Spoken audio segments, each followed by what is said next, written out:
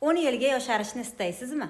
Yuzingiz tarang, tabiiy holatda, botoks olmasdan chiroyli bo'lib turishini-chi? Keling birgalikda uy sharoitida niqob tayyorlaymiz. Kerak bo'ladi 2 choy qoshiq osh qoshiq kafe hamda 200 ml suv. Yaxshilab qaynatib olamiz 10 daqiqa. Bu vaqtda 1 osh qoshiq guruchga yarim stakan suv solib, buni ham qaynatib olamiz. Mana shunaqa holatda qaynagandan so'ng buni o'chirib, sizdirgichdan sizib olamiz. Guruchni esa blenderda maydalab olamiz.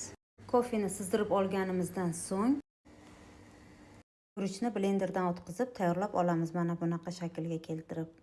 Endi idishga kofeni solamiz, tayyorlab olgan, sizdirib olgan kofemizni va uning ustiga 2 osh qoshiqda kraxmal solamiz. Hosil bo'lgan mahsulotni mana bunday aralashtirib turamiz. Mana bunaqa mahsulot krem hosil bo'lguncha aralashtirib turamiz va gazni o'chiramiz.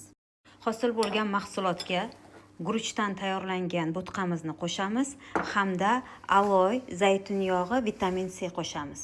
Aralashtirib buni mana bu idishga solib oldim. Bu hosil bo'lgan mahsulotni 1 oygacha xolodilnikda saqlaysiz. Haftada 3 marta kechqurun toza yuzingizga surtasiz, bo'yningiz, qo'lingizga ham 15-20 daqiqa saqlaysiz. Iliq suv bilan yuvib tashlaysiz. Salomat bo'ling. Yoqqan bo'lsa like